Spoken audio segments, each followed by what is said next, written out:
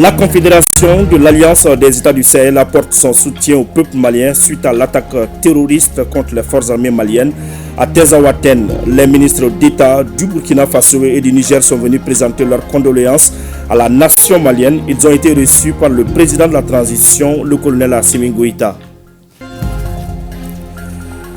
Les ambassadeurs, chefs des missions diplomatiques, consulaires et des organisations internationales accréditées auprès de notre pays sont désormais mieux édifiés sur le contexte de la création de la Confédération des États du Sahel et les événements de Tinzaouaten. C'était au cours d'une rencontre organisée par le ministre chargé de la coopération internationale dans notre pays. Il est 13h, ravi de vous retrouver. Bonjour à tous et bienvenue dans cette édition d'information. Et cette nouvelle qui vient de nous parvenir, l'ambassadeur de Suède à Bamako, convoqué au ministère des Affaires étrangères ce vendredi 9 août 2024, a reçu la notification de quitter le territoire malien dans les 72 heures qui suivent en raison de la déclaration hostile de son ministre de la coopération internationale et du commerce sur le Mali. Une autre nouvelle, proclamation des résultats du baccalauréat session de juin 2024. Le taux d'admission est de 27,23% contre un peu plus de 24% l'année dernière. Ces résultats sont jugés satisfaisants par les responsables scolaires. Ils attribuent cela à la bonne organisation des examens et le bon déroulement de l'année scolaire. Le reportage de Tchemoko Konaté dans nos éditions du soir. Après l'attaque terroristes contre les forces armées maliennes à Tinzaouaten, les ministres d'État du Burkina Faso et du Niger sont venus au nom de la Confédération de l'Alliance des États du Sahel présenter leurs condoléances au président la transition, le colonel Assimi Goïta. Le Niger et le Burkina Faso réaffirment leur soutien et leur engagement à accompagner le Mali dans la lutte contre le terrorisme dans le Sahel. Pour plus de détails, je vous invite à écouter le ministre d'État, ministre de la Défense nationale du Niger et le ministre d'État, ministre de la Communication, de la Culture, des Arts et du Tourisme du Burkina Faso. C'est un micro de Tamsir Diabati. Notre audience a pour objet de présenter nos condoléances et notre compassion au peuple malien, aux autorités maliennes, suite à l'agression barbare, l'agression terroriste contre les Fama à Tinzaouaten. Nous avons été spécialement dépêchés par le président de la République du Niger, son Excellence le général de brigade Abdourahmane Tiani, et le président du Burkina Faso, son Excellence le président Ibrahim Traoré. L'objectif, c'est d'affirmer une fois de plus notre soutien au peuple frère du Mali, mais surtout d'affirmer une fois de plus notre solidarité, notre engagement et notre résolution à combattre le terrorisme sous toutes ses formes.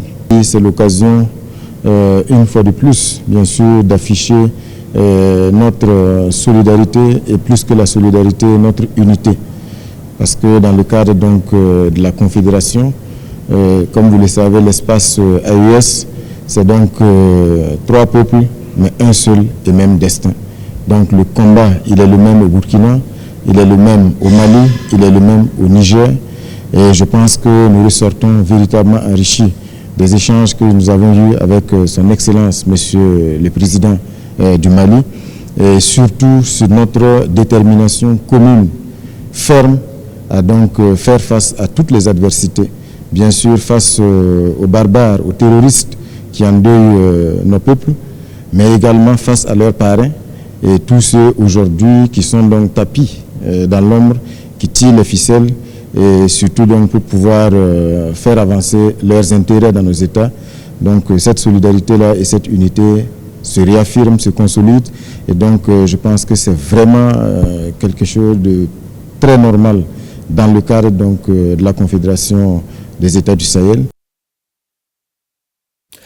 Sur un tout autre plan, le rôle de la Direction générale du contentieux de l'État dans la lutte contre la corruption, tel est le thème de la journée d'échange organisée par la Direction générale du contentieux de l'État. Ce thème constitue un sujet de préoccupation pour cette structure qui, en dehors de sa mission d'exécution des décisions de justice, a reçu comme instruction d'accorder une importance particulière au recouvrement des condamnations pécuniaires faites au profit de l'État. La cérémonie d'ouverture présidée par le Premier ministre s'est déroulée en présence de plusieurs membres du gouvernement et des responsables des structures de lutte contre la corruption, de contrôle et de vérification, nous disent Mamadi Koné et Aliou Touré. La lutte contre la corruption s'inscrit en bonne place des actions des autorités de la transition. Une lutte qui trouve d'ailleurs sa justification dans la refondation de l'État en cours. Elle sape les institutions démocratiques quand elle est mal rendue, ralentit le développement économique et contribue à l'instabilité gouvernementale. Le cas le plus illustratif, je reviendrai. Au Mali, le changement de régime est issu de l'injustice, de la justice mal appliquée pendant des années. Finalement, la marmite qui bouillonnait a explosé. La conséquence, c'est que nous nous retrouvons aujourd'hui et tous les Maliens ont le devoir, qu'ils soient parmi ces manifestations, parce que ces manifestations, c'est peut-être 1 million, mais les Maliens sont 22 millions. Ceux qui manifestent, c'est ce qu'ils appellent le peuple. Mais la population du Mali, c'est 22 millions. Et tout ce que nous faisons, nous devons le faire au bénéfice des 22 millions. Conformément aux résolutions des Assises nationales de la refondation, le gouvernement de transition a adopté une stratégie nationale de lutte contre la corruption et son plan d'action. L'adoption de cette stratégie prouve à suffisance l'engagement des autorités de la transition à éradiquer le fléau. En organisant cette journée d'échange, la Direction générale du contentieux de l'État, qui joue un rôle crucial dans la réparation des préjudices subis par l'État, entend être en phase avec les autres acteurs de la lutte contre la corruption. Un exercice qui devrait permettre de prendre en compte les préoccupations et attentes des autres acteurs. Ainsi, au cours de nos échanges de ce matin, la DGCE exposera sa pratique de la défense des intérêts de l'État dans le domaine spécifique de la lutte contre la corruption, ses préoccupations, les difficultés rencontrées dans les procédures et l'exécution des décisions de justice et ses attentes à l'endroit des autres parties prenantes. De même, la DGCE sera à l'écoute des contributions, des suggestions et même des critiques qu'on voudra bien faire. L'objectif pour nous, c'est de parfaire notre travail. À en croire le ministre en charge de la justice, ce cadre permet de capitaliser les expertises. Selon lui, dans la dynamique en cours dans cette lutte contre la corruption, le département a entrepris plusieurs actions qui ont radicalement changé le visage de la justice malienne. Ces efforts ont abouti à l'adoption par le gouvernement de différents textes législatifs et réglementaires, parmi lesquels je citerai la loi numéro 20-21-051 du 29 septembre 2021 portant modification du Code de procédure pénale et instituant le pôle national économique et financier, l'ordonnance numéro 20-22-019 du 20 septembre 2022 modifiée, portant création de l'agence de recouvrement et de gestion des avoirs saisis ou confisqués, la loi numéro 20-21-051 du 29 septembre 2021, portant modification du Code de procédure pénale et instituant le pôle national de lutte contre la cybercriminalité au niveau du tribunal de grande instance de la commune 4 du district de Bamako. Après avoir salué la Direction générale du contentieux de l'État pour cette initiative, le chef du gouvernement dira que tous les secteurs sont touchés au Mali par la corruption.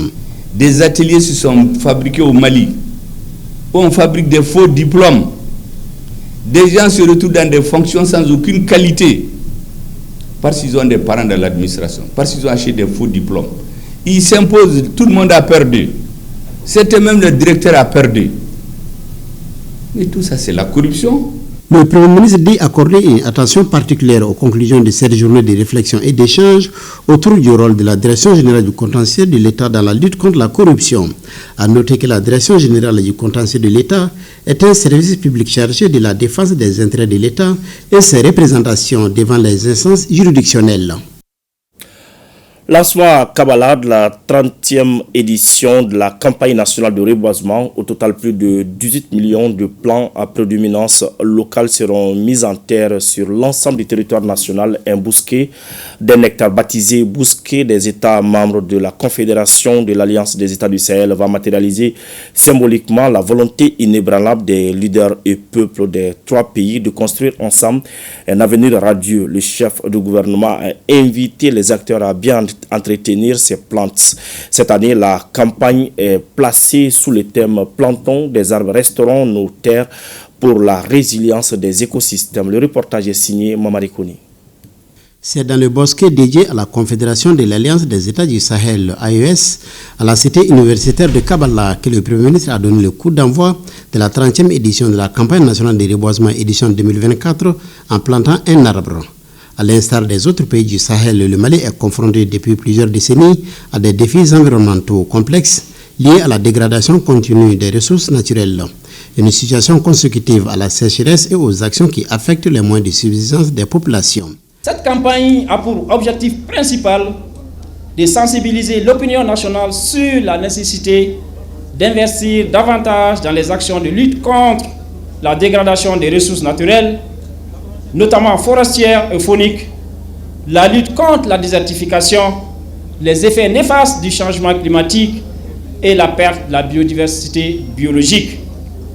Ainsi, il est attendu au terme du programme d'activité de la campagne de reboisement 2024 la production d'au moins 18 700 plants à prédominance d'espèces locales, le reboisement d'au moins 8000 hectares.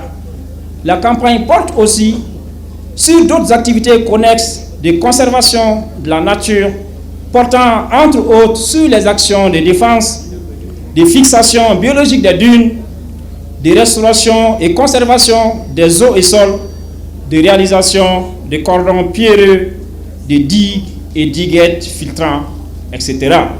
Le chef de file des partenaires techniques et financiers du groupe thématique environnement et changement climatique a pour sa part salué l'engagement du gouvernement de la transition qui a perçu l'importance de la dimension environnementale dans la quête du développement durable avant d'insister sur le rôle des communautés dans la préservation de l'environnement. Planter des arbres devient une question de survie. Les communautés, dans leur mission de gardiennes des ressources naturelles dans le monde, doivent rester non seulement vigilantes, mais aussi s'engager résolument dans la restauration du couvert végétal et des écosystèmes, tout en renforçant leur rôle crucial dans la conservation de la biodiversité et le stockage du carbone.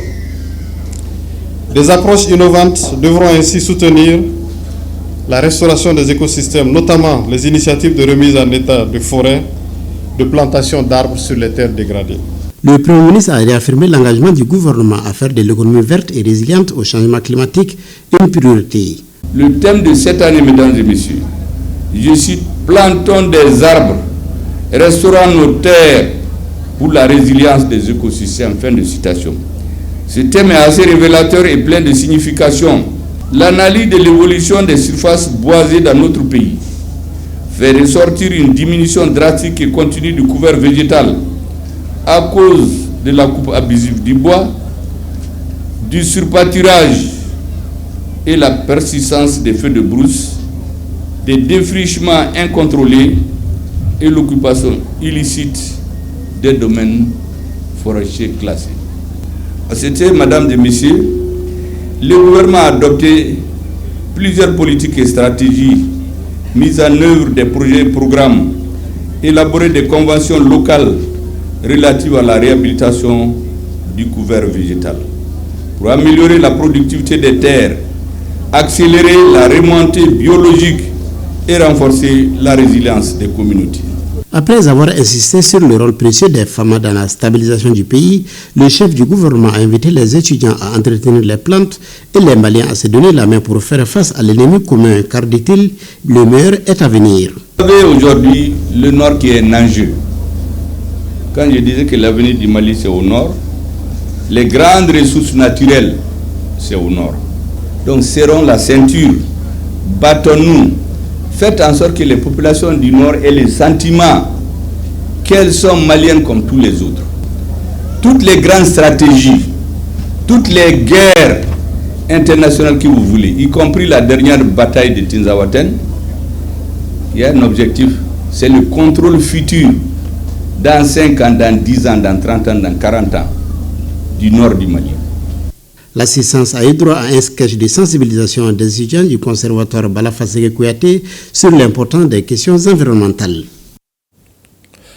Le ministre des Affaires étrangères et de la coopération internationale rencontre les ambassadeurs chefs de mission diplomatique et consulaire et des organisations internationales accréditées auprès de notre pays. Au centre de leur échange, la création de la Confédération des États du Sahel et les événements de Tinzaouaten. Le ministre sacrifie ainsi un rituel qui consiste à partager avec le corps diplomatique les développements marquants de l'actualité politique de notre pays. Le compte rendu de Alousseinou Touré. Cette rencontre s'inscrit dans la démarche du département visant à donner l'information de première main aux diplomates. Cela leur éviterait de s'informer sur les réseaux sociaux ne garantissant pas les informations fiables. Notre rencontre d'aujourd'hui aussi n'est pas nouvelle, elle s'inscrit aussi dans le cadre d'échanges réguliers que nous avons souhaité avec tous les membres du corps diplomatique pour que vous puissiez connaître la version, la vision du gouvernement sur ces questions et que vous ne continuez pas à être alimenté par des réseaux sociaux qui, nous savons, ne constituent pas toujours des sources fiables d'informations et que nous puissions aussi avoir des échanges avec vous pour établir un canal de communication, ce qui s'inscrit dans le cadre de notre volonté aussi de continuer à communiquer avec l'ensemble des représentants de pays et d'organisations représentées au niveau du Mali.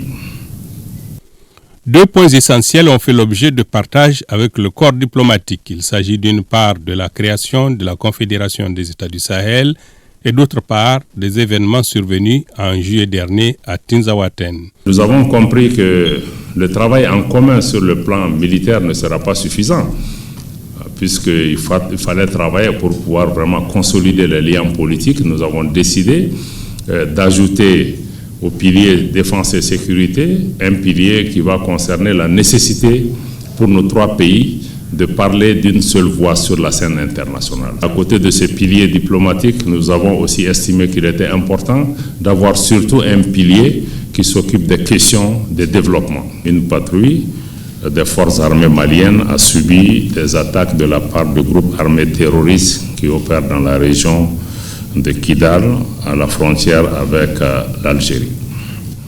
Lors des combats, il est très vite apparu que des éléments terroristes initialement engagés ont bénéficié de renforts importants venant de pays voisins en particulier. C'est ainsi que s'est mise en place une coalition plutôt inédite entre 2 organisations qui se sont toujours combattues. Nous avons aussi noté très rapidement que les équipements et les moyens qui ont été engagés par ces groupes armés terroristes dépassaient le matériel militaire qui est régulièrement connu à la disposition de ces groupes. Ça veut dire qu'il y a eu des éléments nouveaux extrêmement importants qui ont été intégrés à leur dispositif. Quand nous nous interrogions pour pouvoir évaluer la situation et comprendre ce qui s'était réellement passé, je pense que la réponse est très rapidement venue d'un représentant du porte-parole, en tout cas des renseignements militaires ukrainiens, qui a apporté des réponses rapidement à nos différentes interrogations. Parce que ce porte-parole de renseignements militaires ukrainiens a ouvertement et spontanément affirmé que l'Ukraine a apporté son soutien aux groupes armés terroristes qui étaient confrontés aux forces armées maliennes. Dans ma carrière de diplomate, c'était la première fois que je vois une telle reconnaissance, une telle déclaration de la part d'un État. Nous en étions absolument stupéfaits. À leur sortie, les chefs de mission diplomatique affichent leur entière satisfaction. Avec son Excellence le ministre Diop, on a toujours eu des réunions de façon régulière. Et parce qu'on avait demandé ces réunions-là, et le ministre a accepté positivement et avec plaisir Parce qu'on ne peut pas imaginer un ambassadeur accrédité dans un pays aller chercher ces informations sur les réseaux sociaux sans avoir une position officielle du gouvernement. Et aujourd'hui, le ministre Diop, on le remercie beaucoup, nous a mis au courant de 2 développements importants qui concernent le Mali. Il nous a habitués à cet exercice que nous apprécions à sa juste valeur. Beaucoup de choses se disent, se racontent, tout, mais chaque fois qu'il y a un événement, une situation, une information importante, il nous invite et nous livre des invitations. Et nous apprécions beaucoup parce que là, c'est des informations vraiment fiables. Le ministre des Affaires étrangères, qui s'est réjoui de la mobilisation des diplomates accrédités auprès de notre pays, promet de rencontrer régulièrement ses interlocuteurs chaque fois que la situation l'impose. Le processus de digitalisation est désormais enclenché dans certains de nos services comme les centres d'état civil. Désormais, le paiement de certaines pièces d'état civil comme le certificat de décès, de mariage et de naissance se fait par téléphone sans que les agents ne soient en contact avec l'argent en vue de s'assurer du bon déroulement de ce nouveau système de digitalisation. Une équipe de supervision du département de l'administration territoriale et de la décentralisation s'est rendue dans les mairies de la commune 1, 2 et 3 du district de Bamako. Le constat est que les citoyens s'adaptent. Les détails avec Aridou Matina. L'usager Mohamed Sissouma venu à la mairie de la commune 2 à Missira pour son certificat de naissance se plie d'abord au nouveau processus de paiement de certaines pièces d'état civil instauré désormais dans les services.